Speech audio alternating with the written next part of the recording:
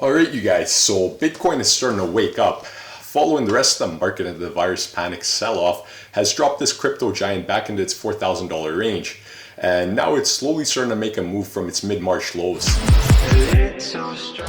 Alright, hello you guys, and welcome to Simple Investing. Alright, so before we dive on into these two stock picks, I'd like to answer these two questions to help us decide whether or not this is indeed a good long-term investment. What is Bitcoin? So, Bitcoin is a virtual currency that isn't backed by anything physical. Now, it isn't a stock, it's a currency, but not quite the same as CAD, USD, or Euro. There is only a finite amount of these that will ever be made. Therefore, in theory, if demand goes up while supply remains the same, it should increase the value of this asset. Younger generations seem to believe that cryptocurrencies such as Bitcoin will be a good alternative to gold in the near future.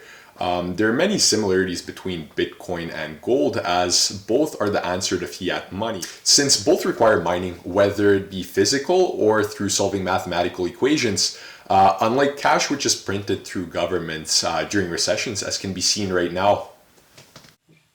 And the second question is, what is halving and how does it affect Bitcoin's price? Now, to answer this, we're going to take a look at bitcoinblockhalf.com. I'll attach the link below. So essentially, Bitcoin miners get rewarded a certain amount of Bitcoin for every block that they produce. And each one of these blocks takes roughly 10 minutes to make. Now, when Bitcoin first started, the reward per block was 50 Bitcoins. And since then, this reward has been halved twice. And the halving takes place every 210,000 blocks. And this process takes roughly 4 years. The current reward per block is 12.5, and post this halving, it's going to decrease to 6.25. And this will keep happening till the reward becomes zero, which will occur roughly by the year of 2140. Now, as you guys can see here from this Bitcoin versus time chart, with due time, Bitcoin's inflation will decrease to zero. This, however, will take quite some years, like I mentioned earlier, till the year of 2140. So we're about 120 years out from there. But as you guys can see, it's exponentially decreasing here. And now to show you guys where the past halving events have taken Bitcoin's price action, I wanted to show you guys this chart here on a logarithmic scale. And here we can see the first halving event, which occurred on November of 2012. And the second event, which occurred on July of 2016.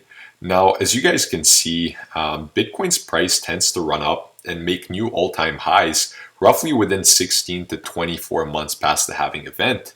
And as patterns tend to repeat themselves, which isn't always the case, but usually tends to be, Bitcoin's historical movement suggests this is a bullish catalyst, and inevitably Bitcoin's price will rise and give gold a run as the rest of the market picks up.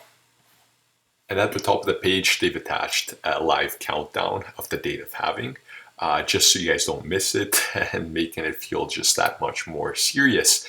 Now, this is going to take place on May 12, 2020. And I'm sure there's going to be a lot of eyes on this, especially from the crypto stock fans, as this is a significant event for them. Here we have Bitcoin's chart, and this is Bitcoin in USD, and the candles are at a 1-day time frame. So now, as you guys can see here, Bitcoin started selling off on June 26, 2019. And ever since then, it's been traveling in this downward channel. Now, most recently, when it bounced off of the support of this channel on March 18, 2020, it ended up creating this wedge-shaped pattern. And what actually happened today is it ended up breaking out of that wedge. And it also broke through one of its historical key levels, which I marked roughly at 7,777. And this level has been utilized multiple times as both support and resistance. And what I'd like to see here with the halving coming up and everything is for Bitcoin actually to retest the 7,777 level and utilize it as support before it makes any kind of moves towards this resistance here. You guys might be wondering, why do I put so much pressure into Bitcoin's chart if we're actually going to be looking at crypto stocks? And the reason for this is that the crypto stocks actually shadow Bitcoin's movement to some extent. Therefore, Bitcoin's price action determines whether or not these stocks move upwards, downwards, or sideways. First company is DMG Blockchain Solutions. This company is listed both on the TSXV as well as on the OTC markets, and it is located in British Columbia. DMG is a diversified cryptocurrency and blockchain company that is primarily focused on mining public blockchains and applying blockchain technology to address fraud. Now, DMG's strategy is to become the domain expert across multiple industries, including cannabis, agriculture, pharmaceuticals, etc. Check out the investors tab in DMG Blockchain's page. You're going to be able to see new press releases. And the one I had my eyes on was the one from April 14, 2020. And it is all about DMG increasing its mining capacity and securing equipment financing. Now, essentially, DMG will add 22 petahash of self-mining stations, which will increase the current amount by 50%, which is great. It's a positive catalyst in the near future, and it's going to allow the company to make more money. The second company is CryptoStar Corp. It's a cryptocurrency mining company with data centers all around the globe, and they're positioned within United States, Canada, and Iceland. The company derives its income from digital currency received from providing mining services to digital currency blockchain companies. Now, if you guys check out the news tab on CryptoStar's page, it's going to show you the latest press releases. Now, the one that caught my eye is from April 6, 2020. And essentially what this one says is that CryptoStar signs a letter to secure up to 120 megawatts of low-cost power. And this already came into play as of April 20th, and it will account for the first 20 megawatts of that power. And the highlights of the transaction are CryptoStar is going to become the lowest cost Bitcoin producer in all of North America.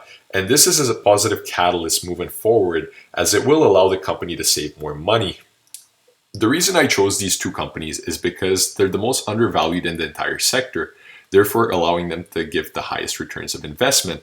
Now, DMGI's market cap is 8.7 million and CSTR's is 11.48 million. When you compare this with Hive, which is almost 8 times more at 77.38 million, it just shows how much room these companies have left to grow. And with this being a rather young sector, both these companies are less than 2 years old. Hence, there will be a lot of upcoming catalysts, as well as the Bitcoin halving, which is just around the corner and should show its effects with due time. Both these investments are sleeper holds, and I have an intent of keeping both of them between a year and a half from now to 2 years, and let the theory ripe. If you guys ended up enjoying the video, all I'm asking is for you guys to drop a like and subscribe if you'd want to stick around for future videos. So strong.